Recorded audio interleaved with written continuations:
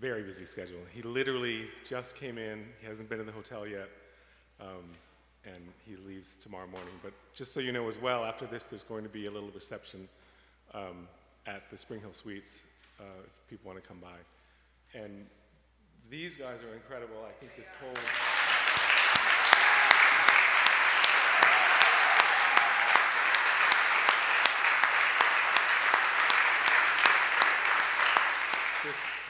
Our weekend really has featured the schools and the students here because of Dr. Brown and because of Natalie and because of so many people at the schools and the kids.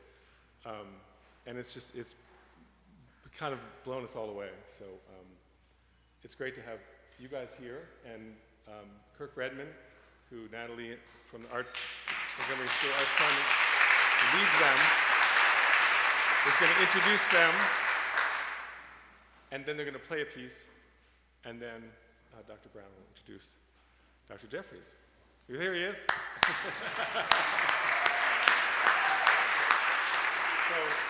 Kirk, thanks, and thank you for this.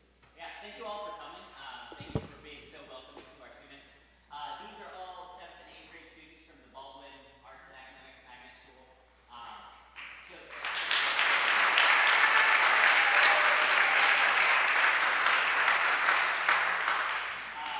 This is Jessica Rogel, Caden Elmore, trying not to stand in front of people as I introduce them, Tony Turner, Matthew Jang, Brian Castillo, and Aria Jagalula. They are all members of our Level 3 guitar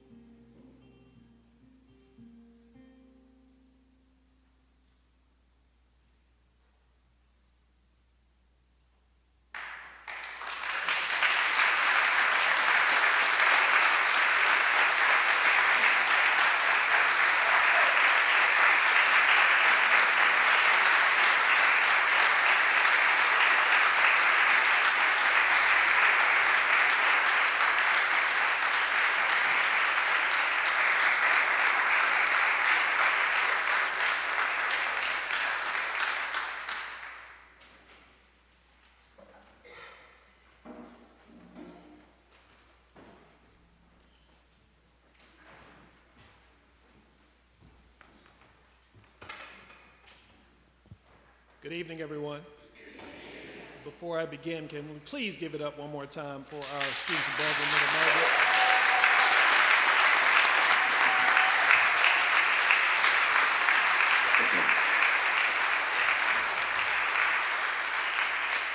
Once again, a prime example of the excellence that's on display in Montgomery Public Schools. We're extremely proud of them and all the work they do on a daily basis and the work we do in our district.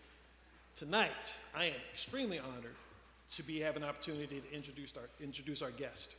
Before I begin, I'll give some comments in reference to what he's going to share with us, what I know he's going to share with us, and the impact that it has on us.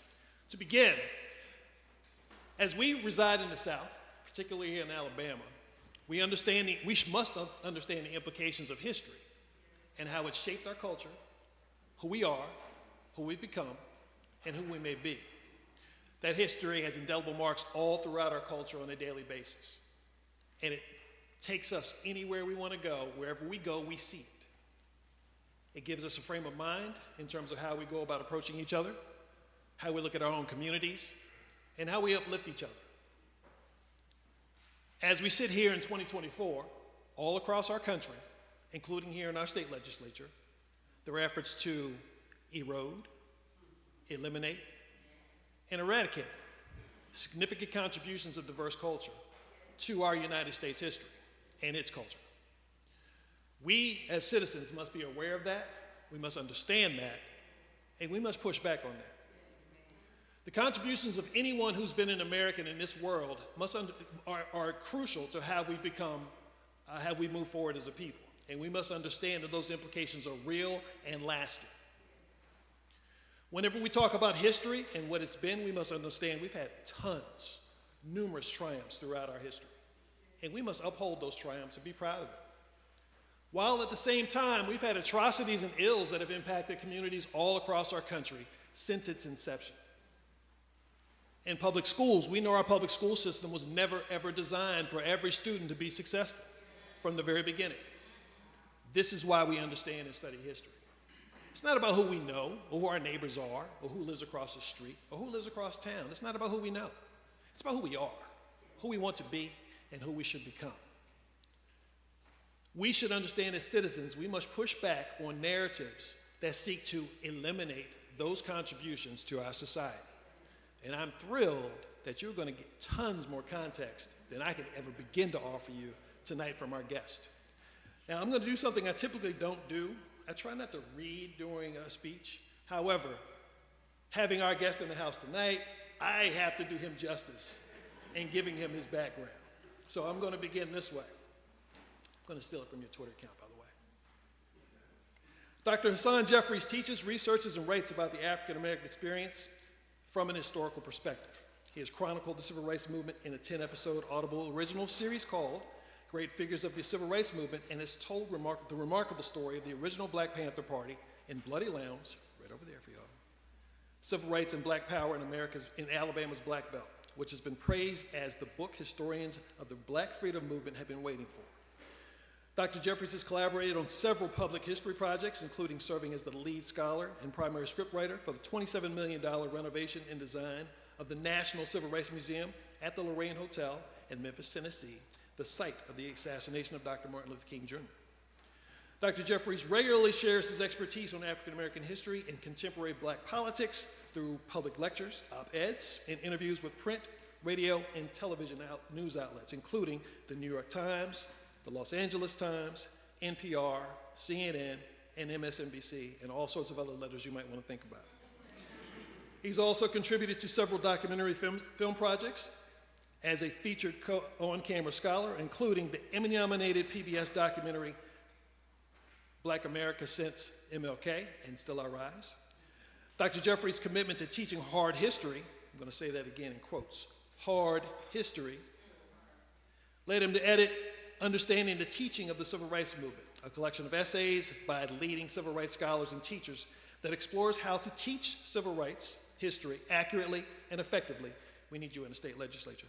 And to host the podcast, Teaching Hard History, a project on the Southern Poverty Law Center's Learning for Justice division.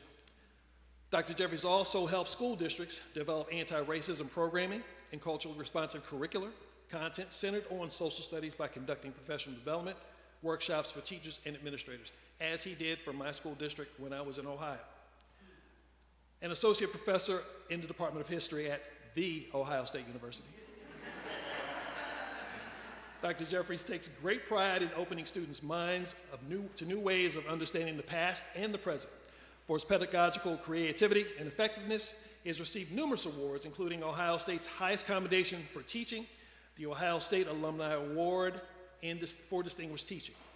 He is a graduate of Morehouse College in 1994 with a BA in History, and earned his PhD in American History with a specialization in African American History from Duke University in 2002.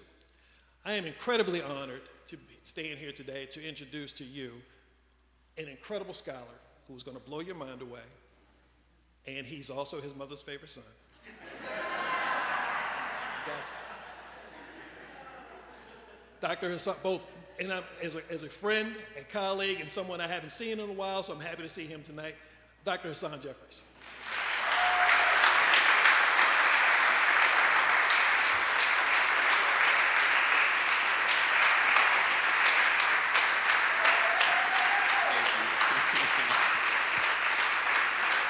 That's wonderful. Thank you.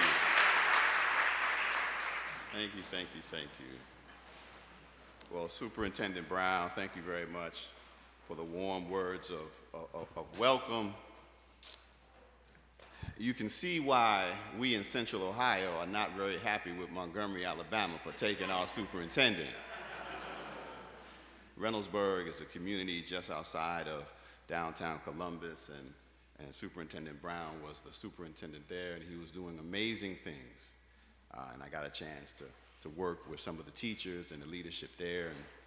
And when the word was passed down that he was heading down to Alabama,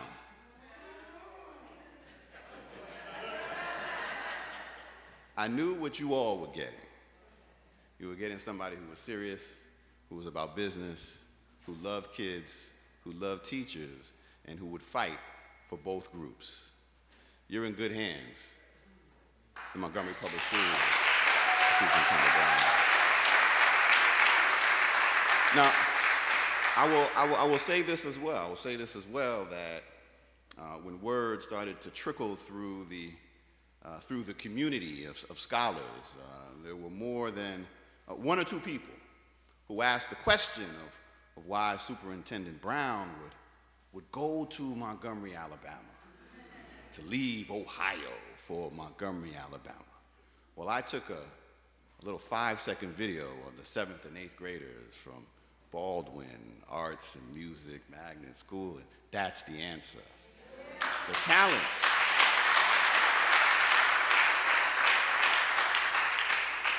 To work with young scholars like that.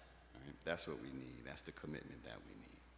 Well, I am delighted to be here and to share some thoughts and ideas on this auspicious occasion of the Durr Lecture Series. This is truly an honor, a double honor, if you will, to be able to share some thoughts and ideas in this historic church, this historic space, so central to the Montgomery Black community, so central to the development of that community, the thriving of that community. I want to come back to that point during my remarks, but then of course to civil rights history. This is a place that is rooted in Montgomery, but I will tell you belongs to all of us outside of the city as well.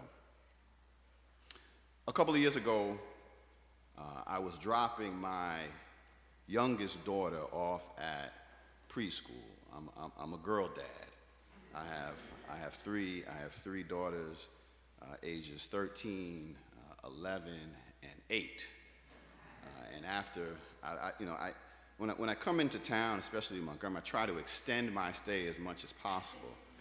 A lot of good people here, but then my kids will make you work. You know what I'm saying? Daddy's gone. He's gonna be gone for a little bit, but this is the first trip in a while where I have to hurry back home because I have a date with my daughters. I'm catching them. I'm catching a flight back up in Atlanta in the early morning so I can get back to Columbus, so I can pick them up so we can drive to Cleveland, Ohio to go to the NCAA Women's Championship.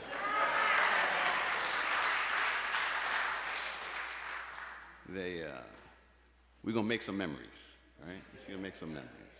Well, I was dropping my youngest daughter off, Layla, who's 8 years old now, was 4 years old at the time, dropping off at school and preschool. And the teachers had my other two daughters before, so all-girls school. And so they knew, we were familiar, they knew I taught African-American history, they knew I taught civil rights history. And they asked me, they said, Hasan, we are planning to take the girls, 15 or 16, 4 and 5-year-olds, to the MLK Assembly, the all-school MLK Assembly. I said, well, that's a good idea, you should do that. And they said, well, we've done it once or twice before, and the kids really were a little bit lost. Oh, that's understandable. And so they said, before we go this time, we decided that we want to talk to them about Dr. King. And I said, well, that's a very good idea. And they said, and we also decided that you should be the one to talk to them. And I said, that's a terrible idea. Because, speaking frankly, I'm afraid of 4-year-olds. They scare me. My 4-year-old scares me too, because they are unfiltered with the questions that they ask. They're little sponges. They want to know, and they will ask you anything. And so when her teachers asked me, I said, no. They thought I was joking. I was like, I'm dead serious. Y'all take care of this. I'm not going anywhere near those kids. And to make me feel a little bit more comfortable, to coax me into saying yes, they shared that they had begun to talk about Dr. King with the kids. And they said, well, what do you know about Dr. King? What have you heard? And one of the young girls said that they knew Dr. King had been killed, but they assumed that he had been killed by a dragon. Because I had the same thing, like, how do you make that connection? But they were connecting kings to fairy tales. And in fairy tales, kings are often killed by dragons. So the teacher said, well, this is the starting point, so you have nothing to worry about. I said, nothing to worry about? This is supposed to make me feel more comfortable? So I accepted the challenge, because they got to teach my kids, right? So I'm like, okay, I'll do what you want.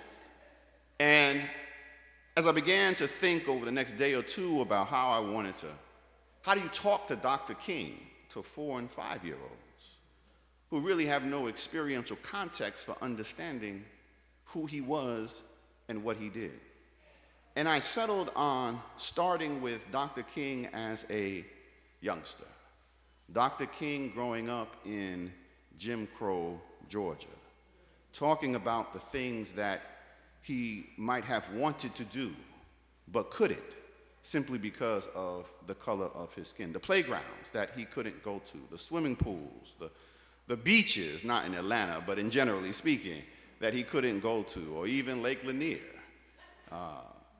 And then I talked to the students. I said, and these are some of the things that he wanted to do but couldn't do. And we spent a little time talking about King as a youngster.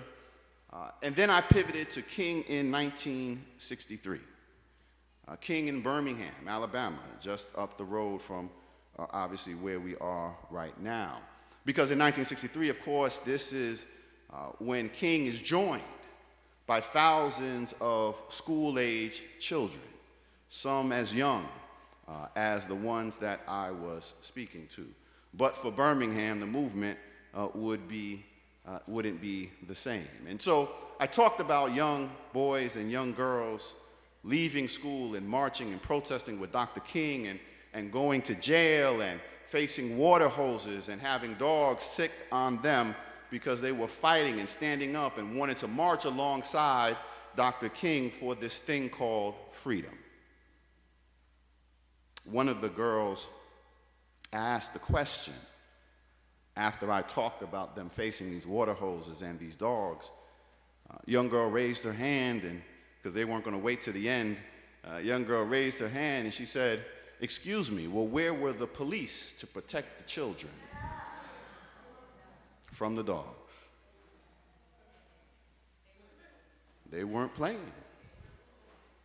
They were the police. And so we talked a little bit more, and they had a few more questions, and one of the girls asked, because they knew Dr. King, we had to straighten out the whole Dr. King, like in the dragons thing. They said, well, were any of the young people, were any of the kids who marched with Dr. King killed? And I said, no, thankfully. In April and in May, and none of the children who marched with Dr. King were killed. And then we said a few more things. They asked a few more questions. I thanked them. I said goodbye, and I got the heck out of there. Well, that afternoon, I picked up my three girls, and my youngest is always has questions, always very talkative. And I said, how was the rest of school? And she said fine. But she didn't say anything about class. Even during class, she sort of sat in the middle and didn't say anything. And, you know, I can understand that. Your dad or your parent is there talking, just kind of quiet, observing, and taking it all in. And the rest of the day, she didn't say anything. I didn't press the issue. And then late at night, 11:30 at night, because this child didn't sleep then and she doesn't sleep now. And she was laying in our bed, and it was just her and I. The other two daughters were fast asleep, and she's trying to stay awake, and she's filibustering. Politics runs in the family. She's filibustering, trying to stay awake, and so I finally say, listen, you have to go to sleep. You have school in the morning. And she comes back with, well, let's talk about Dr. King. Well, now you just earned yourself 5 more minutes, right, of being away. I said, well, what? I said, well, let's talk about Dr. King. Let's talk about what you learned. What did you remember? And she began to share. She talked about Dr. King in Jim Crow, Georgia, and he couldn't go to certain schools, and he couldn't go to certain playgrounds. And then she talked about Dr. King in 1963, and she said, children marched with Dr. King. And I said, yes. And then she said, and none of the children were killed. And when I heard her say that, I realized in that moment that I had misspoken. While technically true that none of the children who marched during the Children's March, a Children's Crusade, if you will, were killed, of course 4 little girls and 2 young boys are murdered that September, 16th Street Church. And so I told her, I said, Alayla, I said, actually, I was wrong. I misspoke. I said, in fact, some children were killed. 4 girls, in fact. And she asked me, without blinking an eye, she said, what were their names? What were their names? And so I said, well, there was Addie Mae Collins. And then I said, hold on. Give me my phone, because she had my phone. I said, I can show you their pictures. And so you Google 4 little girls, and you're all familiar with the grainy, black and white, sort of yearbook photographs of the 4 girls. And I pulled those up, and I said, this is Addie Mae Collins and Carol Denise McNair. And I show her the pictures, and she looks at one, and I forget which one of the 4 it was, and she says, she looks like Asha. Asha's her older sister. She was making a human connection to a grainy black and white photo of a young girl who was murdered by Klansmen 60 years ago. Making a human connection. And she said a few more things, and her eyes began to finally get heavy. And so I said, well, you can fall asleep here, and I promise not to move you. Which, of course, we always do, right? But you got to get them to go to sleep. And so I fumbled around the room, picking up clothes, trying to tiptoe around so I wouldn't wake her as she fell asleep, hoping she would fall asleep. And I noticed she hadn't stirred for a few minutes. And I was about to walk out of the room when I heard her say, without turning over, without opening her eyes, I heard this little 4-year-old girl say, I think he was trying to say that America was damaged.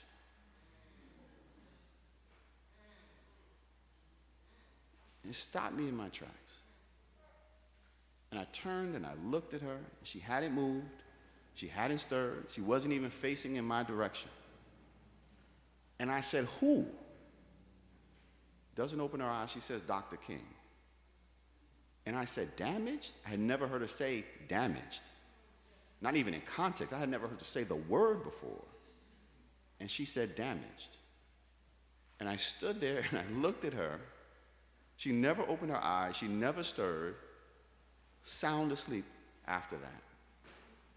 And I thought to myself, I've been studying civil rights movement for 30 years, trying to sum up what Dr. King was trying to tell us. And here this 4-year-old girl, after spending 15 minutes in the morning talking about Dr. King, but thinking about it all day, was able to encapsulate in a sentence exactly what Dr. King was trying to tell us. I think he was trying to say that America was damaged. That's exactly what he was trying to say. He was trying to say that America was damaged by racism. He was trying to say that America was damaged by capitalism. He was trying to say that America was damaged by militarism. You are never too young to learn the truth.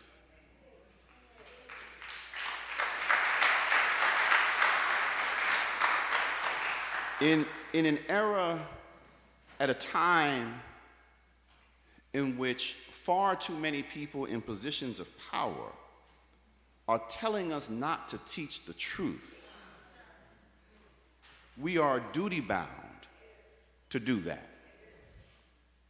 We have to get out of the way of our children. They are not afraid. They want to learn. They want the truth.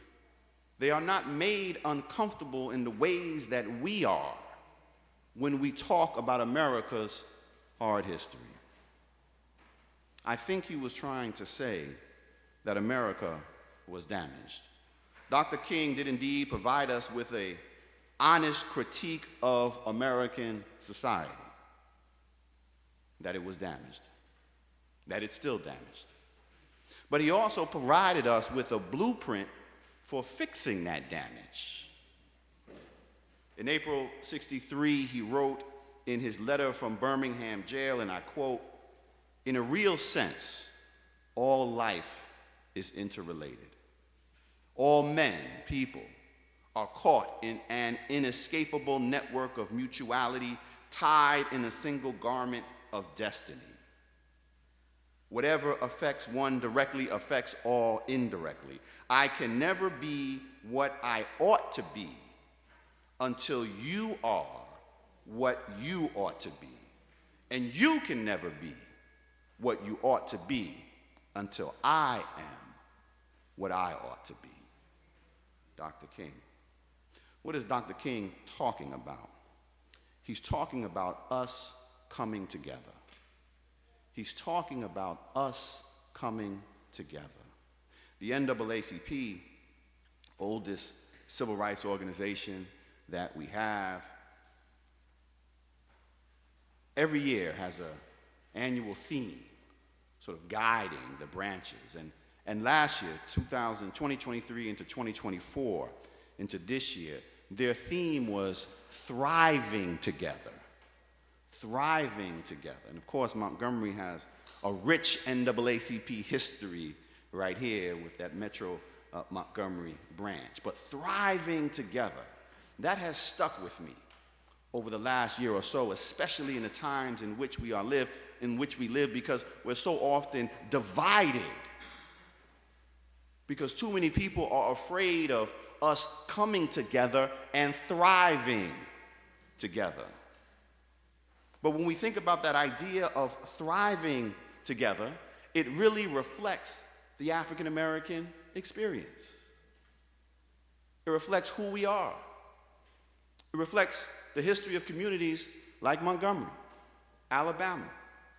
The struggle of black folk here in the Alabama Black Belt. History is a great teacher.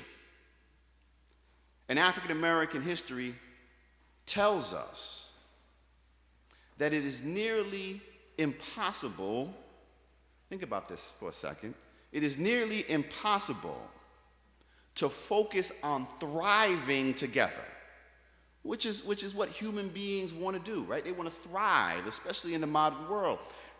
It's nearly impossible to thrive together if all of your energy is focused on survival.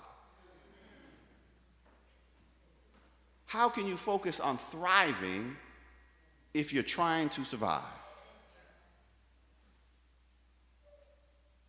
And yet, over the course of the 250 years of this nation, 400 years of us being here as African people in America, African Americans for 250 years are held in bondage, and we were, in fact, just trying to survive, trying to keep safe, trying to keep family together, trying to escape bondage, trying to free others.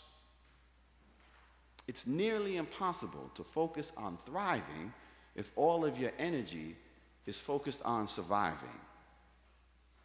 And yet, this is exactly, even during those dark days, what black folk have been doing.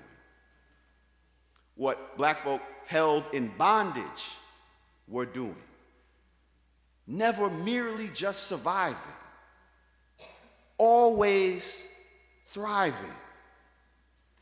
Now, when I share that idea with some of my students at The Ohio State University, IO, very good students at Ohio State and even elsewhere, some folk will say, well, that can't be. Hey, Dr. Jeffries, how can you share with us this tragic and terrible history of slavery and then say at the same time black folk, African Americans were still able to thrive and think about thriving? Like, how can that possibly be? Well, the only way that you would think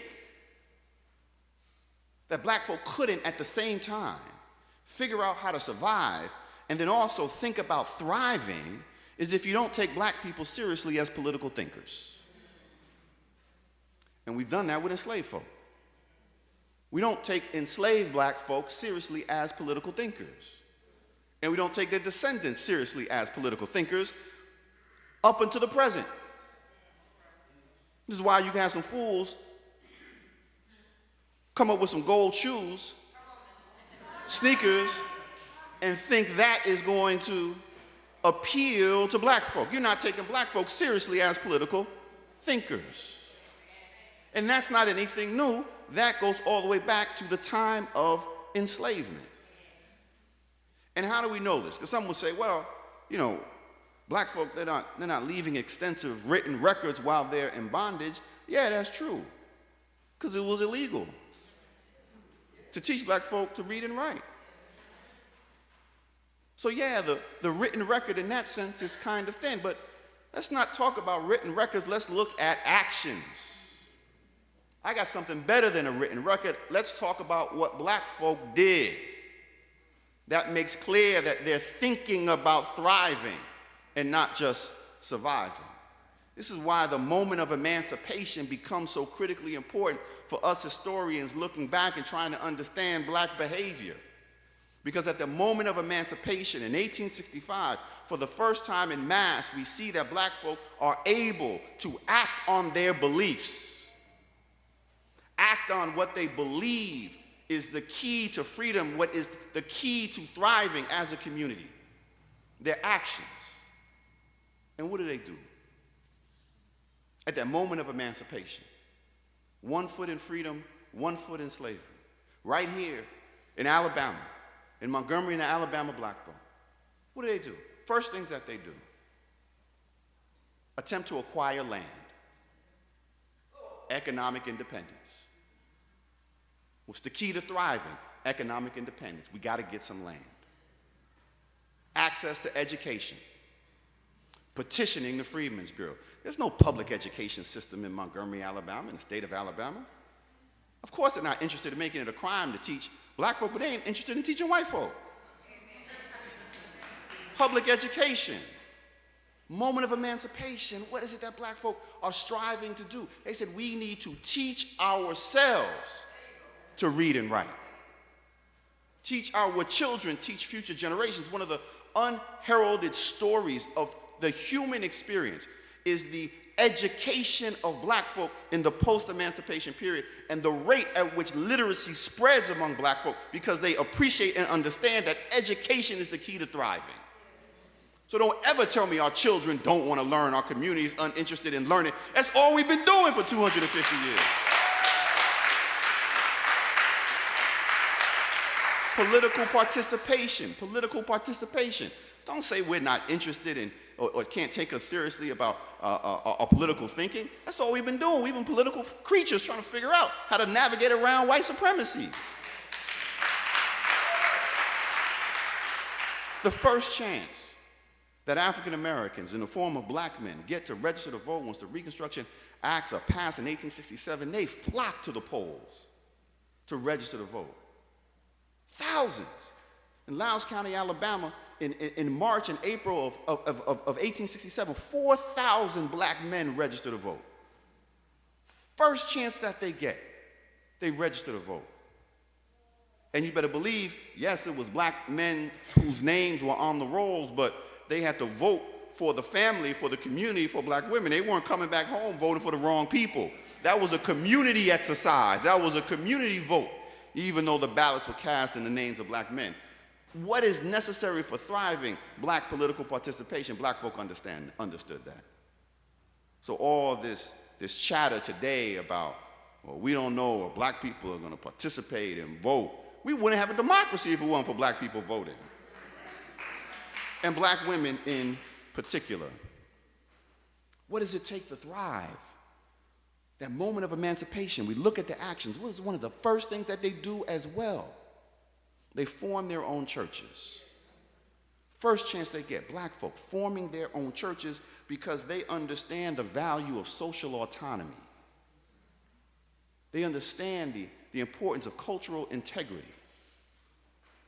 I'll never forget, I was over here in the State Archives, Alabama Department of Archives and History, and I was looking through plantation records. I had no business in the plantation records. I'm supposed to be writing about the 1960s. But you can't write about the 1960s without understanding the 1860s. So, because these are the same white folk. So I'm reading these plantation records.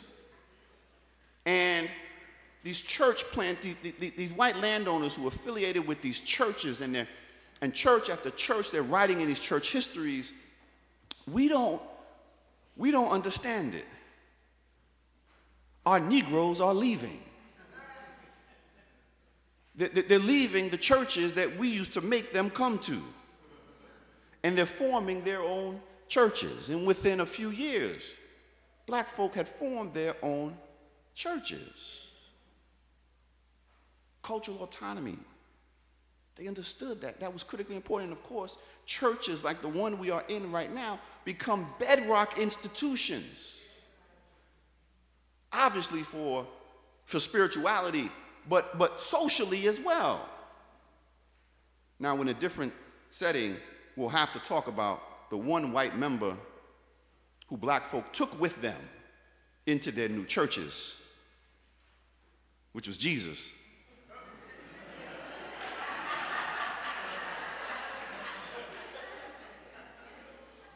But that's a different lecture.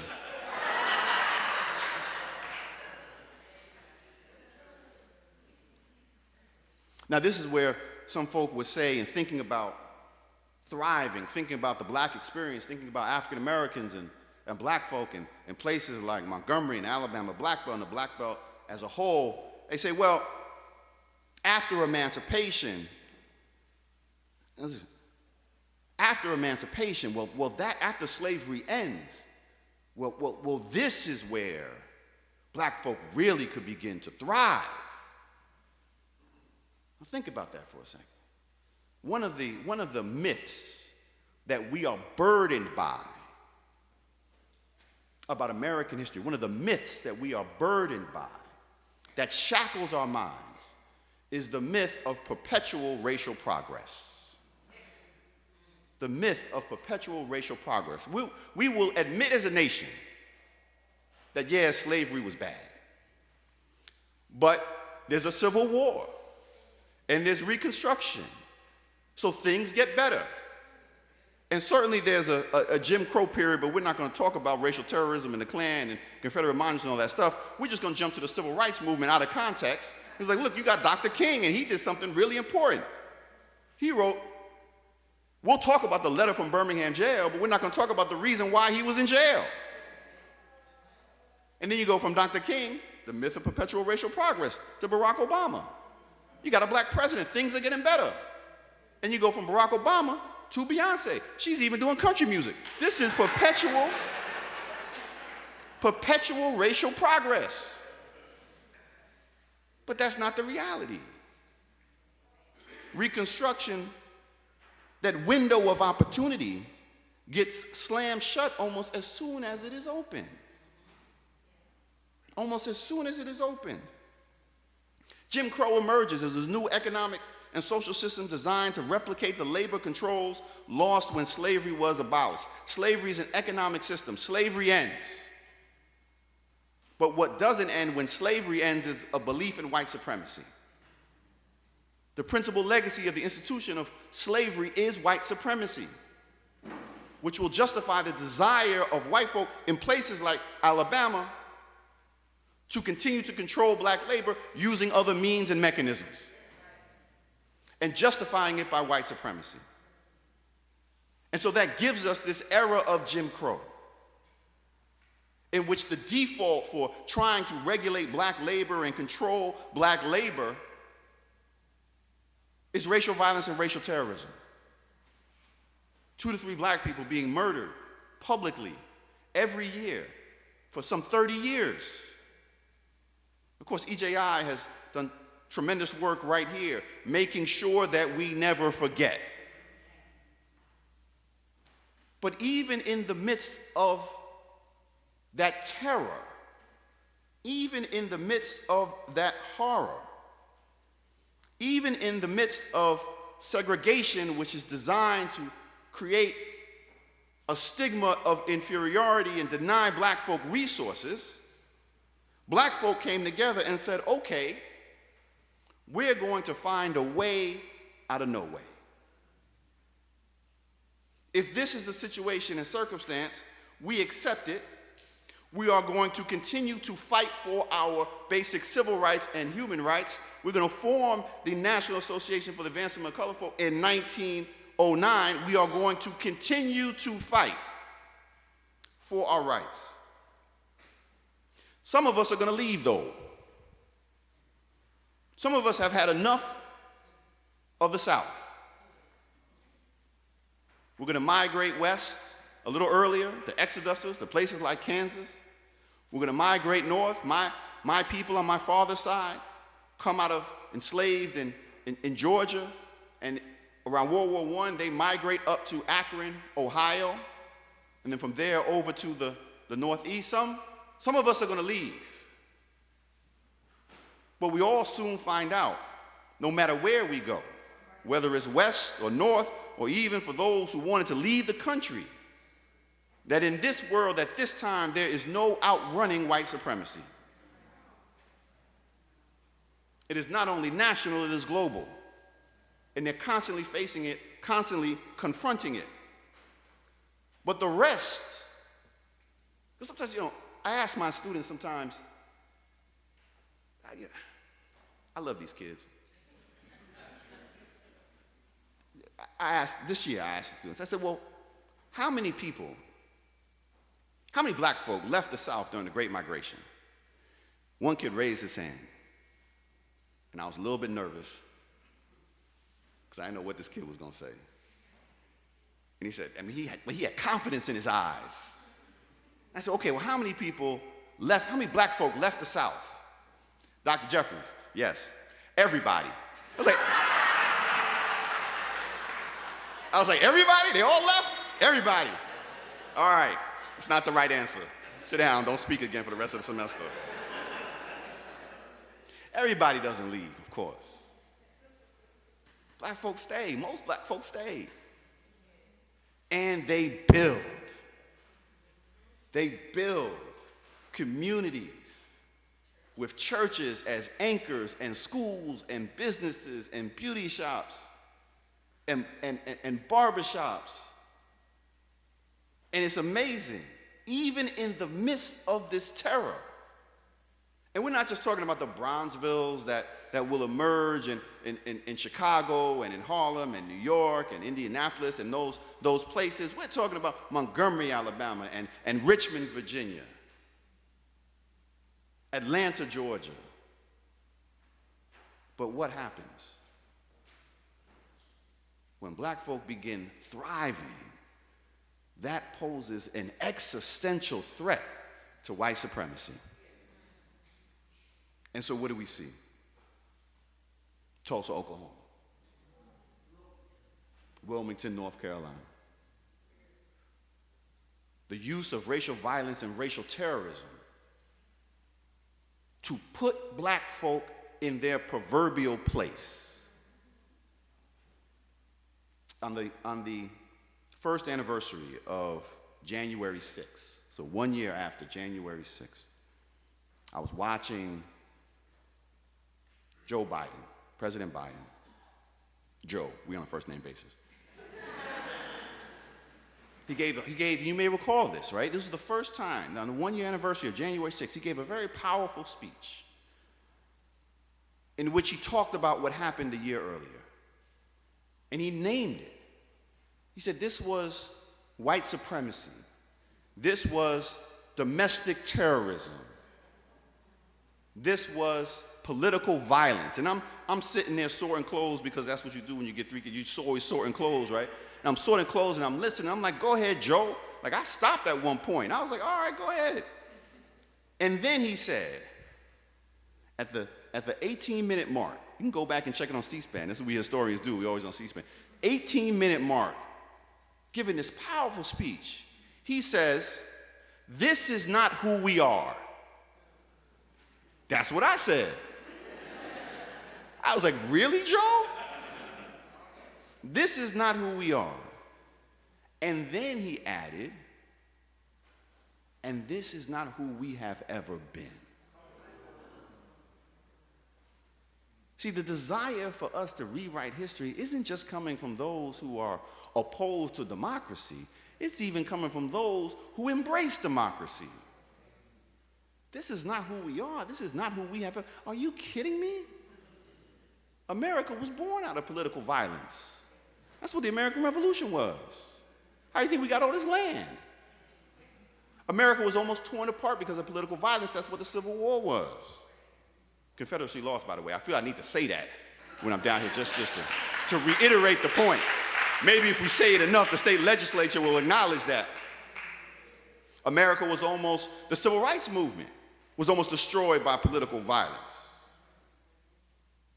This church, right here, bombed. That's political violence. January 6th was political violence. And the racism is undergirding all of it. That's exactly who we are. And we can't address it, we can't deal with it until we acknowledge it. Even when it makes us uncomfortable. That's the damage. That's why America's damaged. It was never perfect. This is what it is born from, and that's what they don't want to talk about. That's why those white folk lost their mind about 1619. I understand, like, why y'all tripping over a date? Because of the choice that was made, it makes clear the imperfection. It makes clear that this is not a divine nation. That these framers and founders weren't divinely inspired men who were infallible. They were human beings who were buying and selling people. But if we let them get away with this idea of perfection, then any critique that we have then has to be wrong. When our critiques are the ones that are actually trying to make this place better. Thriving together. And when black folk were doing that, challenging white supremacy, creating this existential threat to white supremacy, the default response is racial terrorism. Tulsa, Oklahoma, burned to the ground, destroyed. Hundreds of black businesses, schools, and churches destroyed. But one of the stories about places like Tulsa, Oklahoma, and we think about the Black Wall Street, if you ever get a chance to go visit, so the Greenwood community is a wonderful museum that marks the community and talks about the community and what happened there, called Greenwood Rising. And one of the stories is we think about that terrible incident that happens there 100 years ago, but the bombing and burning of Tulsa is not what destroyed that thriving black community. That thriving black community over the next 30 years will build again, because that's what we do. We have land taken from us and we buy some more. We have businesses burned and we build some more. We have houses that are taken away, then we move to another community, and we build again, and we've been doing it over and over and over again. And that's what they did in Greenwood. What destroyed Greenwood was not racial violence and racial terrorism. What destroyed Greenwood was an interstate highway, placed through the heart of that community. That was the nail in the coffin. The geography of white supremacy is all around us. And of course, Greenwood wasn't the only community. So how did black people respond? How did black people respond again? Because this is what it is. This is taking blows and figuring out, okay, how can we come together? How can we fight? How can we secure our basic civil rights and human rights? And facing this, what do black folk do? They come together and they organize. They organize. Right here, right next door in Lowndes County, Alabama, 1965. With folk like Sister Joanne Mans coming down to help local people organize their community because they knew what they wanted, they knew what they needed. In the Lowndes County, Alabama, place that's 80% African American, has 0 registered voters at the start of 1965, 0 registered voters. They're going to create their own radically democratic, small d, independent political party and run people for office like Alice Moore, 42 years old, a mother who would never call herself a civil rights organizer or an organizer, but that's exactly what she did. It's exactly what she was doing all her life. As we look at the community organizations and the church groups that she was a part of, she decides that she's going to run for tax assessor. 1965, she's going to run, 1966, she's going to run for tax assessor as a Black Panther candidate. And her slogan for tax assessor, in this effort to take control of the county courthouse, her slogan for tax assessor, 1966, was tax the rich to feed the poor. Tax the rich to feed the poor. If only our friend Joe Biden would tax the rich to feed the poor. She wasn't reading Marx. She wasn't being influenced by communists.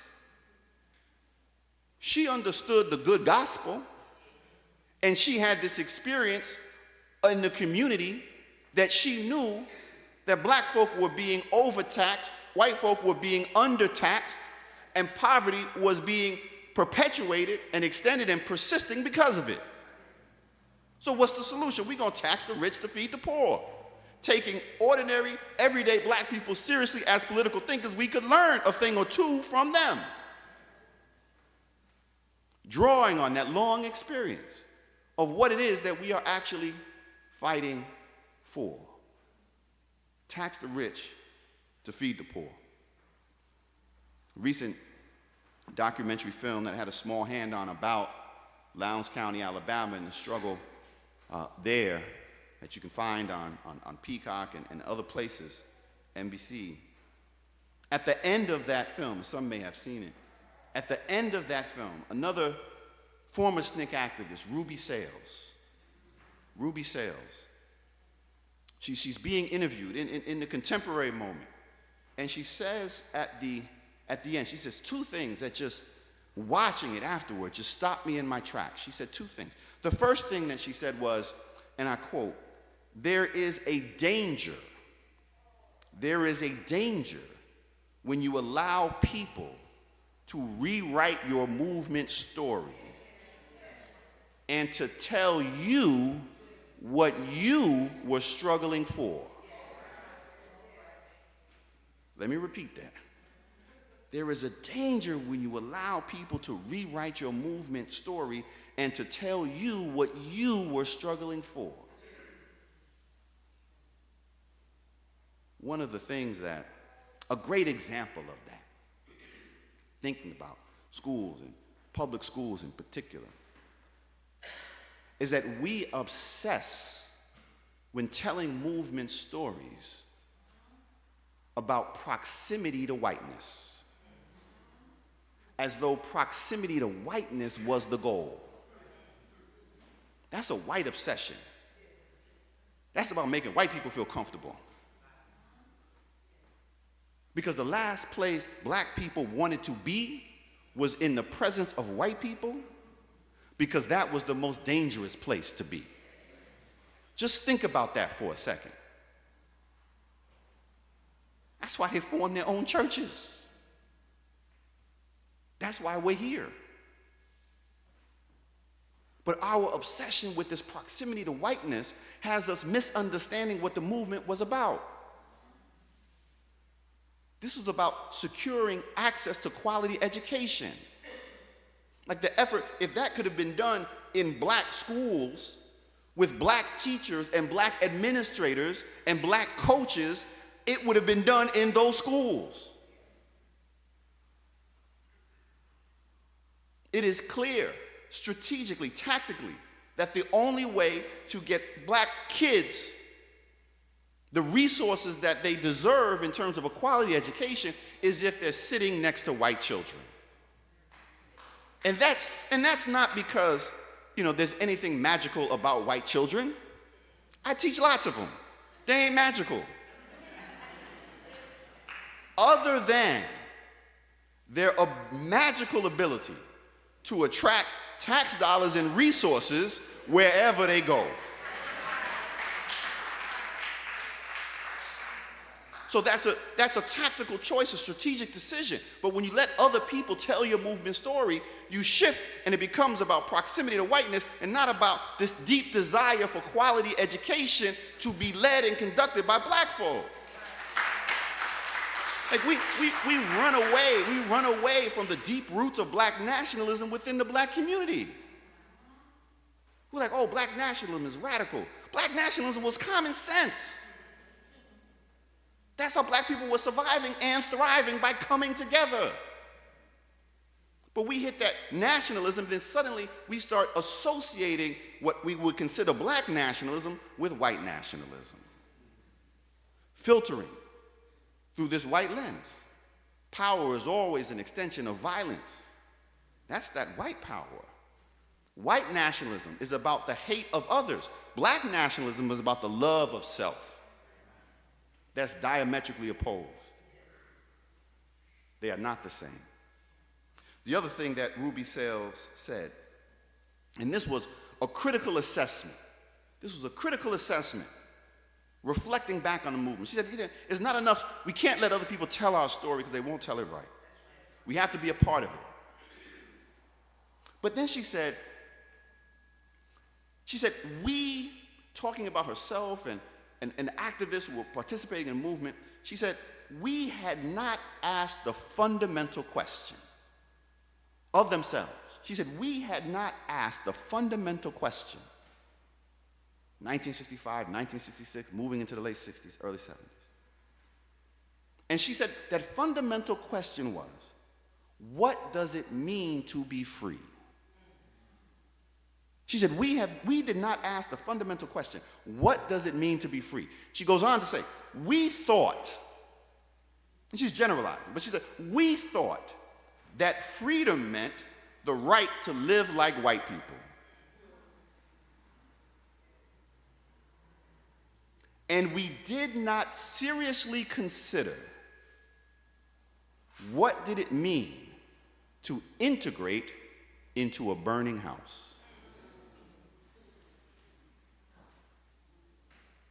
We did not seriously consider what did it mean to integrate into a burning house.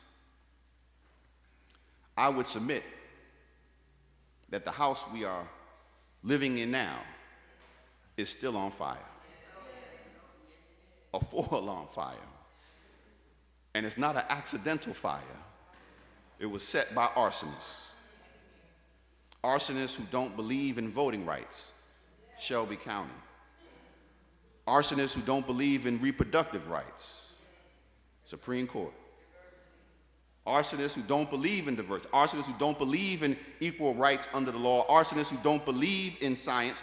Arsonists who don't believe in honest education. Arsonists who don't believe in a living wage. Arsonists who do not believe in democracy.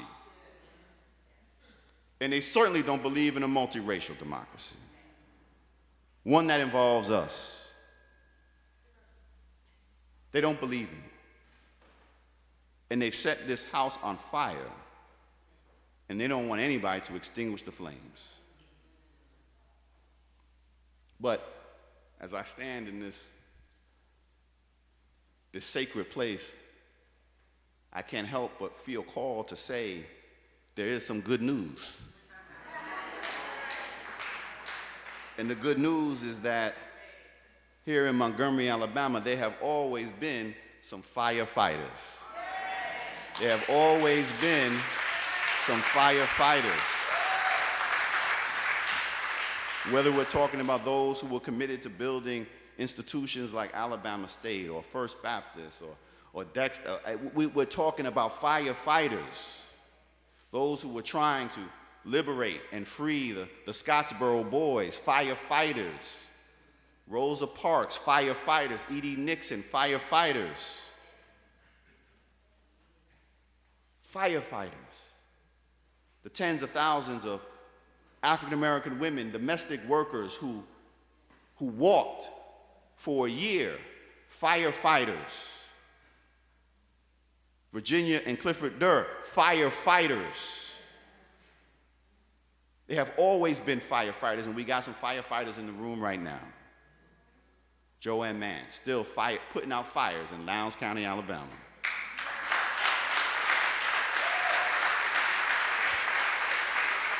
You got a new superintendent of education who's battling fires every day.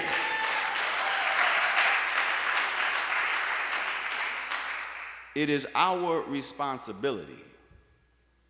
It is our responsibility to pick up some buckets of water, to stand shoulder to shoulder with those who have been on the front lines battling these blazes, and to help extinguish the fire. Because we can't thrive in a burning house. We can barely survive. And it's not enough to survive. The costs are too high. The stakes in this moment are too high. Too many people are suffering. Too many children are suffering.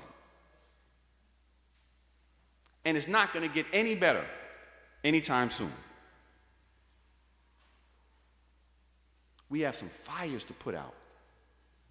And we can't let those who are holding the holes at the end do it by themselves. It's going to take all of us here in this church and beyond to raise a voice, to pass a bucket, to stand on that front line, to say with a clear voice that yes, America is damaged, but we can fix it together. We have models from the past where we're drawn here today because of people who were willing to put out fires when it was dangerous for them to do so. When communities turned on them, when jobs were lost, homes were bombed, lives were taken and destroyed, and yet they still fought. If they could do it then, we have to do it now. We don't have a choice. We are called to do that, each in our own way. This last word. I'm feeling churchy now. This last word that the spirits can.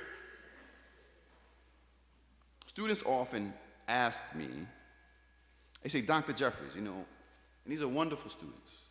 This generation of students that we have, we think about what they just did in the summer of 2020. And this is still that generation of students are a shorter generation in terms of years, right? But think about what we just lived through that they were on the front lines of. In the summer of 2020, in June and July, each of those months, following the killing of George Floyd and Breonna Taylor, Ahmaud Arbery, 20 to 30 million people, mostly young people, take to the streets demanding justice for the victims of police violence, but also demanding an end to systemic racism. And they're out there facing an overly militarized police. They're hearing calls from the White House for them to be shot in the streets. And yet they were out there. Now some will look back and say, well, where are they now? Well, that's not the way movements work. You're not going to get 20 and 30 million for 4 years out in the streets. Of course, that number is going to decline. But I swear to you, they're ready. They're organizing. They're learning. They're connecting with older generations. And when an opportunity and a moment presents itself, they're going to be right there. They're going to be ready. But if they can do that, if they can get out there and do that, and students say, well, Dr. Jeffries, what can I do? Well, you do what your passion tells you to do. Not everybody's going to be on the front line. Not everybody's going to do that, but you can do something. But if they can do that, how come we can't stand up to some silly state legislators? How come we can't stand up and call out moms for liberty who got some mommy-daddy issues, worried about what we're going to think about Meemaw because Meemaw was a racist and opposed to segregation or supported segregation? How come we can't call them out? We need to draw on their courage. They're telling us what we need to do. We certainly have the models of the past: Virginia and Clifford Durr, Rosa Parks, Edie Nixon, Ralph David Abernathy, Dr. King. So many people, Women's Political Council. We have the models in the past, but we also have the models in the present. And these kids, these young people, they want our assistance, but they can lead. Our job is to give them the tools, help them make sure they don't forget the past, make sure that they understand the past so they can make sense of the present, and then give them the tools so that they can solve the problems in the future that we haven't been able to solve over the generations. Give them the tools not only to put out the fire, but to fix the damage and to build the home that they deserve and future generations deserve to live in. And thank you very much.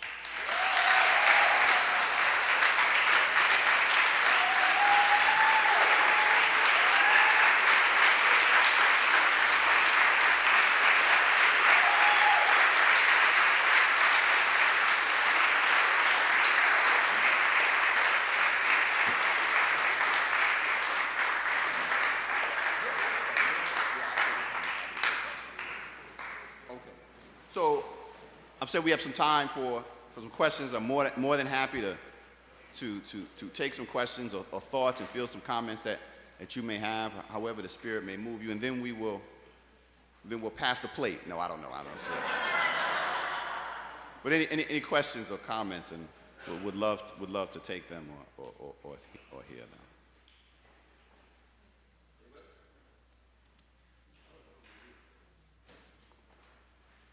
Yes.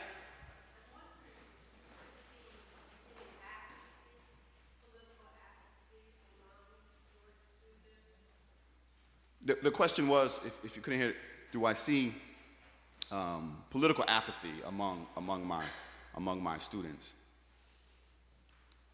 Yes and no. And I'm not trying to sort of like escape the answer.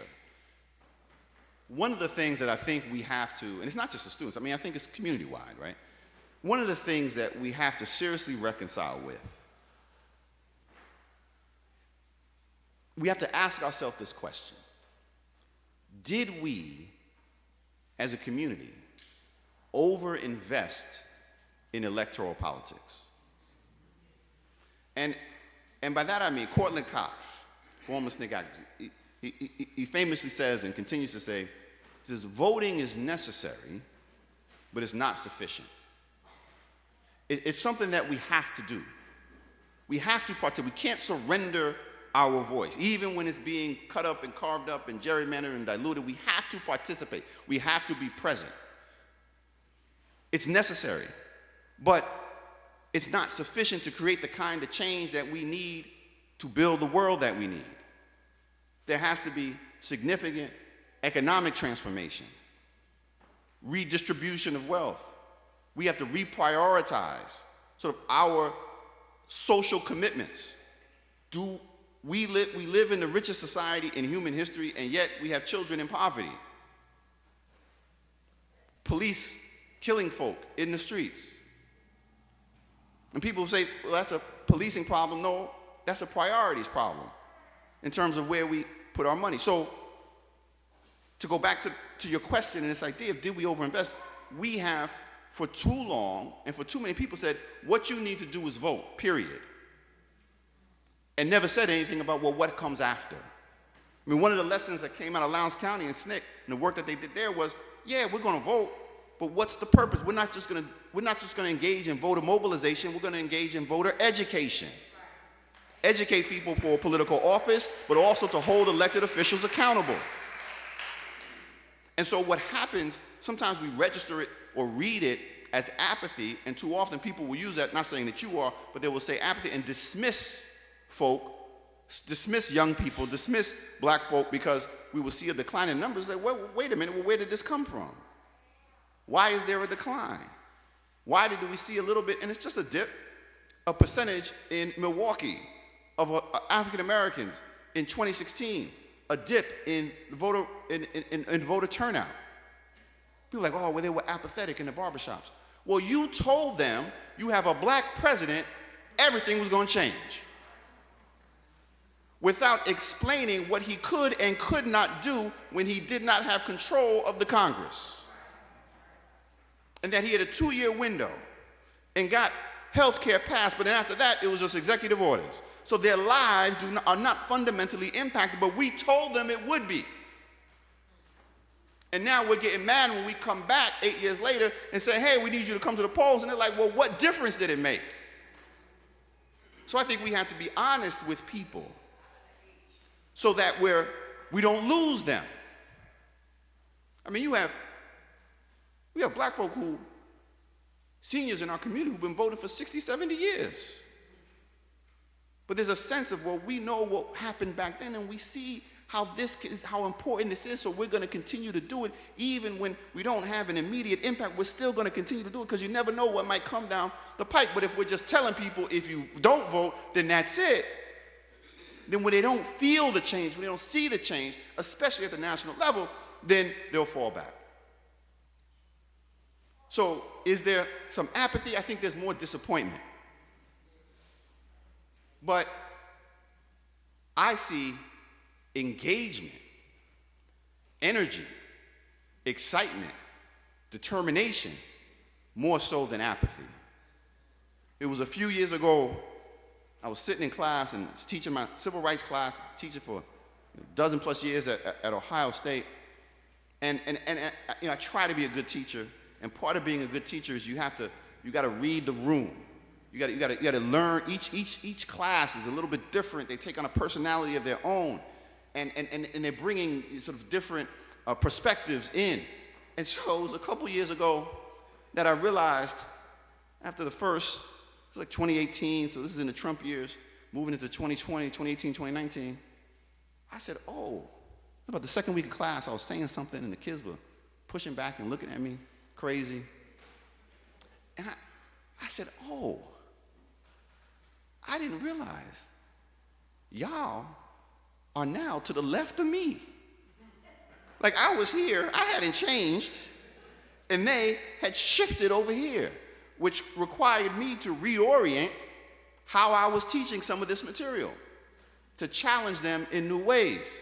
So they're hungry. We just have to help feed that hunger and not create promises that are not real. We have to be clear about the limits of change, but also what needs to be done after November, each and every time. Thank you. Yes.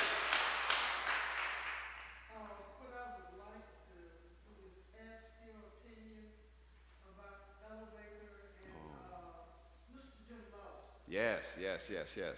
Well, my opinion is that I love them both. Ella Baker, of course. Did you want to say something? Oh, the movie. I mean, when we think about Jim Lawson, Reverend James Lawson, who had roots in Ohio, in Massillon, Ohio, who, conscientious objector to the Korean War, spent some time in prison, goes over to India to study nonviolence at the feet of Mohandas Gandhi's disciples, is watching what's happening in Montgomery, Alabama while he's in India, and feels called to come back because of what was happening right here in this city. There go my people, I must catch up with them. He comes back, he connects with Dr. King, and he's like, how can I want to be a part of this movement? Dr. King says, well, you go to seminary, and sends him to Nashville, Tennessee, and while he's in Nashville, Tennessee, as you well know, he begins to have these workshops, nonviolence workshops, and attracts students from Fisk University and John Lewis, who was up there in seminary school as well, and they're meeting in the basement in Tennessee of a church, and he's teaching them nonviolence. I mean, one of the things that we don't appreciate enough is the work that went into nonviolent training and what it took. Diane Nash, who was one of his students, she has said quite often when she first showed up at these workshops, she was looking for some place to go, something to do. She was coming from Chicago. She said, this makes no sense. We should be fighting this segregation. And she goes to these workshops, and she's like, but I don't know if this is it. I don't know about this nonviolent stuff. This isn't making a whole lot of sense. But after she's in these workshops, not just for a couple days, not just for a couple weeks, but for months on end, she begins to see and understand its power. And that was James Lawson. We think about Dr. King as being the principal voice of nonviolence, but it was, he even said it was Jim Lawson, it was James Lawson who was the prophet of nonviolence within the movement.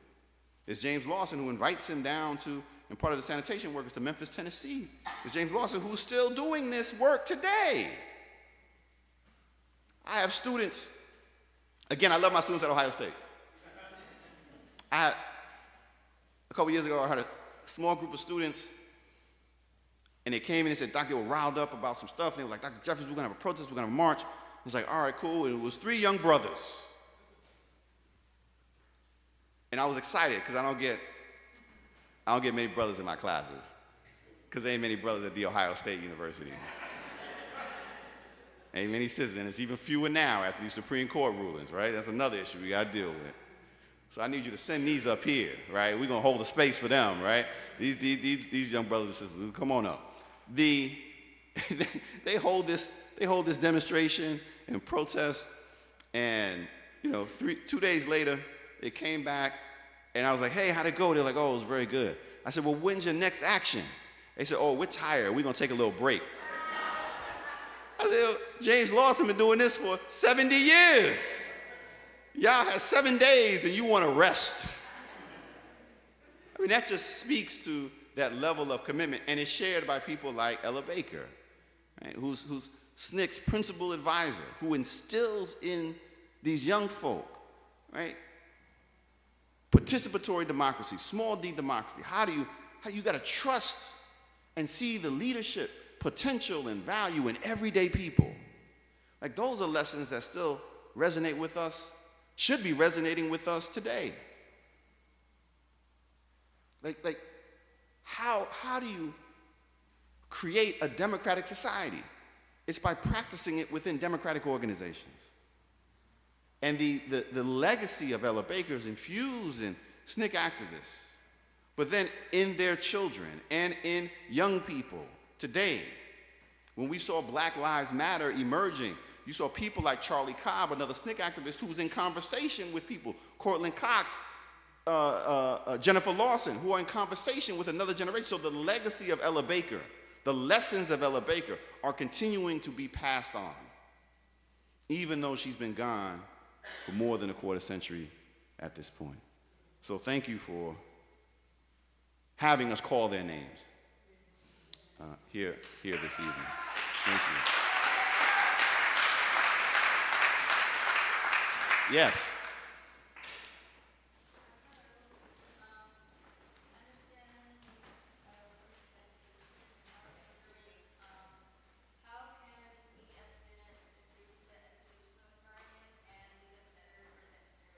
Oh, wonderful. The question was, how can we as students improve the educational environment that we're in? And may I ask, how old and what year are you? What grade?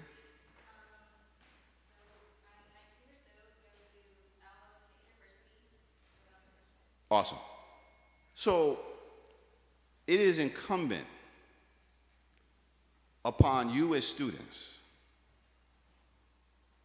to make clear to us what it is that you need.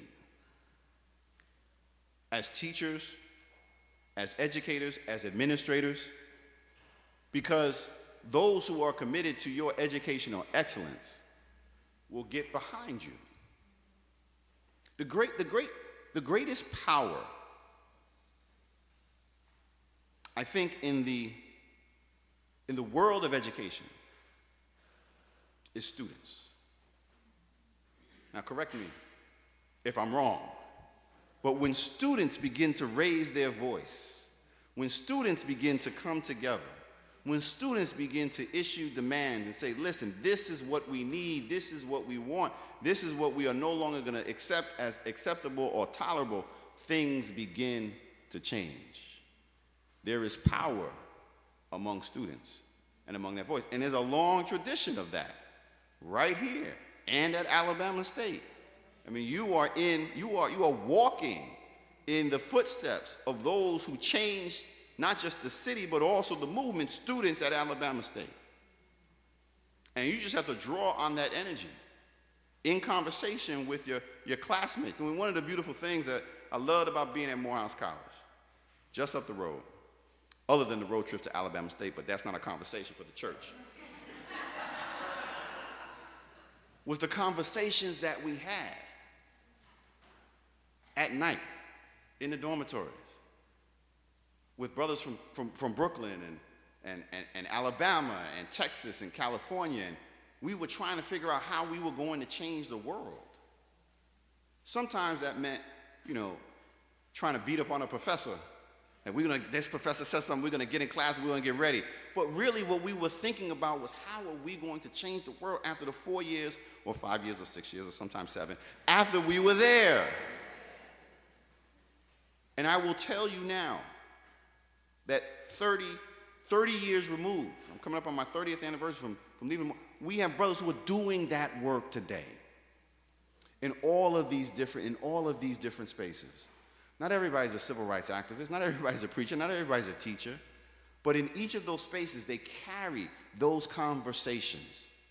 So sometimes that creating that demand and making it manifest will not happen immediately, but it could happen over the course of years, but it will never happen unless you begin to have the conversation and identify what is it that we need, what is it that we want, and how might we go about doing it. And don't keep the conversations to yourself. Bring in those elders, bring in the teachers, bring in the administrators, connect with the public schools and the young people, the generations that are coming out who are looking at Alabama State, and you all are their aspirational goal. We want to be where you are and have that connection. So even while you're planning ahead, you're also laying the foundation for those who are coming behind you. So there's power. You all have all the power. At Ohio State, in late 1960s, early 1970s, is when black students sort of arrived in a critical mass and began to put demands on the administration to create a black studies department, to hire black faculty. Jesse Owens, the Buckeye Bullet, wins 4 gold medals in Berlin Olympic Games in 1936, running for Ohio State, couldn't live on campus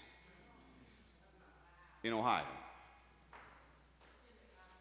1960s, 1970s, these students come together under threat of being expelled, and some of them are kicked out, and they created space for black faculty to be. I would not be at Ohio State if it wasn't for students 20 and 30 years earlier in the late 1960s, early 1970s, fighting for my presence, and they didn't know who I was. And so when students come to me today, and they're worried about what's going on in Palestine and the relationship between the university and defense contractors, I am duty-bound to give them my support. Let's think about this. Let's strategize. I have time. I'll make time, because I wouldn't be there if it wasn't for them. And so you are laying the groundwork at your institution for those who aren't even in the pipeline yet. And so you will change the university, you will change education, even though you may not see it. You just have to have the determination which you expressed to actually do that work. So I'm going to say right now, thank you for what you're already doing.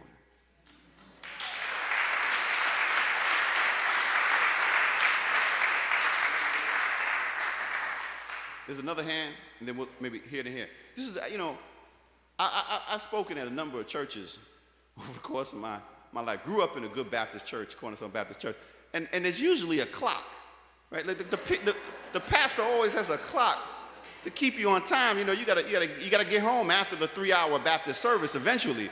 But there's no clock, so I'm just gonna, you just tell me when, okay? Yes. There we go.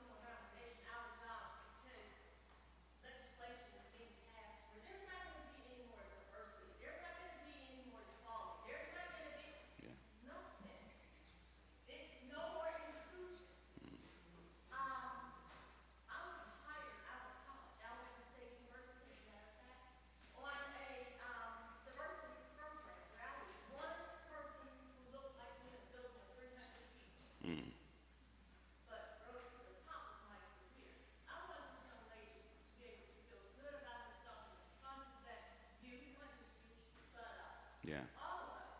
It's our responsibility. Bless her heart. She's talking about her generation. She's 13.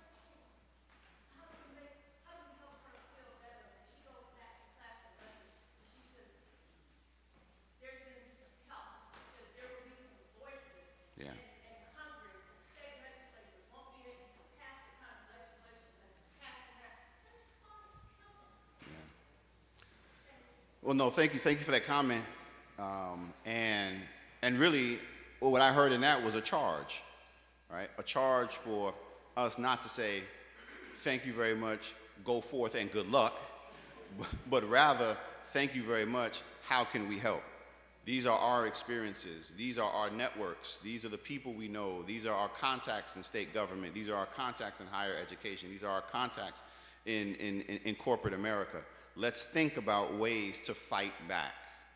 We are under assault. We've always been under assault. This is just a particular moment where it's gotten even more intense because the stakes are so high. The threat is real. The threat to white supremacy is crystallizing. And they realize that a multiracial democracy is the principal threat to white supremacy. So they're trying to undermine that in every possible way, and you are caught in the crosshairs. Your generation is caught in the crosshairs.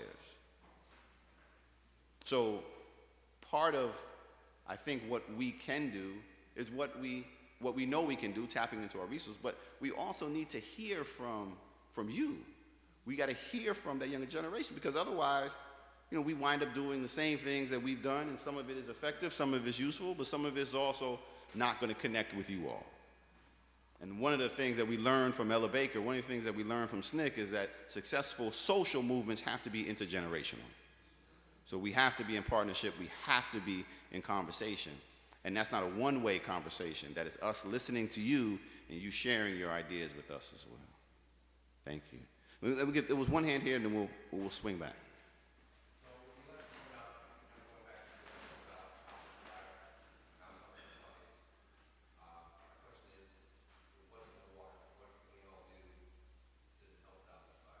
Yeah, it's a great question. So he said, so now we're getting deep in here. So he said, what's in the water? Like, what are we putting out on the fire? Right? What are we marshaling? What resources are we marshaling? And I think there, the fight for freedom has always been multifocal. It's always, there are several different fronts. The fire is raging in several different places, and each place requires a different response, different resources. There's a fire raging in healthcare, and we saw that during the global pandemic. How black communities, how Montgomery, Alabama was being devastated. That's a fire. So what are the resources? What do we need? What's in those buckets that we're bringing as it relates to healthcare? That's not only preventative medicine or dealing with, with flare-ups, but also preventative healthcare. Dealing with food deserts and the like. So each of these areas requires marshaling different resources, but there are some commonalities. There has to be pressure, so I think this goes to the question from the young sister as well. There always has to be pressure, both from inside, internal pressure, and external pressure, right? The internal pressure, that's those of us who are in these positions of power, right? In government, in corporate America, in higher ed, putting pressure for change, holding the line as state legislatures push out diversity, equity, inclusion, and justice. Those of us who are inside, what conversations are we having? What are we saying? How are we supporting people in Florida and Alabama and these places that are under higher or more direct assault? But then also the external pressure. What are parents saying? How are parents putting pressure on the state? How are we putting pressure on corporations to say, state of Ohio, if you get rid of diversity, equity, inclusion, we are not going to recruit from your school? Because we believe in this. They're not going to do that on their own. That's not how corporate America works. But if we put pressure on them, guess what happens when businesses stop coming to your state? State legislatures change. So the answer to that, I'm not trying to be vague, is it's actually very specific, because in each bucket it's a little bit different, because the flames are raging in different ways, and what's fueling them is different, but that's part of our analysis. In which area? And that's also what we can do. Because people ask all the time, well, what is it that I should do? I don't know what you should do. What's your passion? Because anywhere your passion is, there's going to be problems of injustice and inequality. And if you focus on your area of passion, not my area of passion, but your area of passion, that's going to sustain you for 70 years and not for 7 days. Because it's going to be a long haul. So that's part of the equation too. Thank you. And then, yes, ma'am.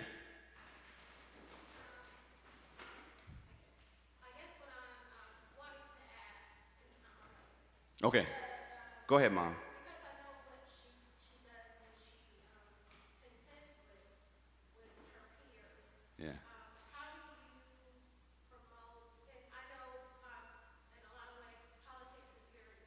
Yes. Demographics are different with students. But dealing with a generation where, I'll just say, education-wise, where our students are publicly in terms of understanding government, understanding local government, Yeah.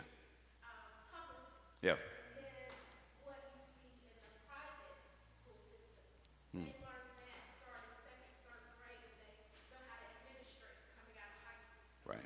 is what I began to notice. So, how do you create the appetite? You know, my child, I don't know if she's the only one that's passing out voter registration forms at a university. But sometimes it's no one to even have those conversations with. So when you're dealing with that, what is your advice? So, if repeat the question because people may not have heard in the back. I'll say use the microphone. So, what I heard was sort of two things. One, how do we deal with the under preparation of our young people and students in our schools, and then how do we encourage, how do we respond to young folk like your daughter who is trying to do something and it seems like you're sort of on an island and there's not a lot of people responding, not enough people, more people should be responding. Let me answer the second question first. That's the way social movements are. Right behind you, Sister Joe Advance and others who were part of SNCC. It wasn't the same student who I asked how many people migrated from the South to the North. It was like everybody. But I asked him other times, I said, well, how many people participated, how many members of the black community participated in the civil rights movement? Everybody. Right? Like everybody. 100%, maybe 99%, Dr. Jeffries. No, not everybody. I mean, one of the lessons of the civil rights movement, I think it's a powerful lesson, is that no, not everybody participates. In fact, not even the majority participate. Not even a large minority in most instances are doing the great. It's a handful of people who are dedicated and committed, who are knocking on doors, who are doing this work. A small number, but in that's the power. Because what the movement tells us is that it doesn't take a lot of people to make a big difference. It just takes a small group of committed folk. So you're not going to get everybody. You're going to get people who are going to turn away, who are going to scoff at what you're going to do. But somebody's going to come there and you're going to speak to them. And they're going to say, I hear you. And now you got 2. And then you got 3. And then you got 4 and 5. And that's all you need. Because you get 4 or 5 people, now you can officially create a group. You got an organization. They don't need to know the membership roles. You got 5 people who are going to show up. We represent. Just us, but you don't need to know that. So that's the first thing, right? It doesn't take a lot of people to make a big difference. Now, the second question, that's a tough question. What do we do when we feel that our students, across the board, are not being adequately prepared in terms of their understanding of the political world in which we operate? Now, to that answer, I say, thank goodness we have Superintendent Brown here who can answer that question for us. So Brother Mel, come on up. That's in your field. Come on up. How do we, and it's an important question, what should we be doing to prepare in this political moment where democracy is on the line? Where the threat to democracy is probably realer in a more explicit way than we have seen since the end of segregation, legal segregation. And yet we don't want to talk about it. We have legislation like in Ohio that says, you used to be able to get credit for doing volunteer work for political organizations and voter registration. They said, no, we don't want you to do that because we don't want our children being politicized. So what should we and how can we prepare our kids to respond in this moment of political crisis, to be better politically aware of what's going on and what's coming. You got 30 seconds. See, he's supposed to be my brother. First of all, I think we have to understand that all those things are intentional. When we have lack of access, lack of opportunity, lack of education in those regards, that is intentional because they don't want that generation to have that information, to be armed to change what the status quo looks like. So as school districts, whatever we look like in that regard, we have to be able to pour in resources that allow kids to have access to information, which is what we're trying to do foundationally in Montgomery right now.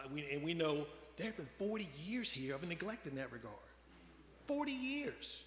Just for context, I've only been here less than 2. So to change that narrative and change that trajectory takes time. It also takes people coming out and talking and speaking and saying things that are important. The DEI bill that just was ushered through the State House. Nobody talked about it. I'm on Twitter, I'm on Instagram, I'm like, why is nobody talking about this? We have to voice ourselves. We have to be able to say to people and say to them to their faces what their issues are, what they're actually trying to say, and not parrot back to them the words they say to us. I'll go back to the CRT conversation from a few years ago. I had a conversation with somebody about, are you teaching at CRT? I said, tell me what it is. You don't know, right? Let's talk about what that is. Let's make sure you understand, first of all. And once that person understood that, first of all, that's not in K-12 education, but our issue is to make sure all kids are educated, the conversation went away. Had another parent talk, oh, the LGBTQ+, why are you teaching? Here's a piece of paper and a pen. Tell me the names of the kids that you don't want me to educate. That's not what I'm saying. Yes, that is what you're saying, and I'm going to make you say it. So we have to call people out for those types of things, and unfortunately, we're always quiet. The DEI bill did not get enough support. The anti-DEI did not, we didn't come out and usher any type of momentum or aggressiveness or any of those things to make sure that didn't pass. So they just let it go through. And here we are dealing with the fallout and the consequences, and I'm still on Twitter. We have to be voices, and we have to be voices as one. So that's part of it. But just recognizing the infrastructure is in place and purpose, and we need people like us to tear it down and rebuild it the way it's supposed to look. And I can't do it by myself. And it does take time. That's more than 30 seconds. Thank you very much, and thank you all for your time and attention and your commitment to making change. Thank you.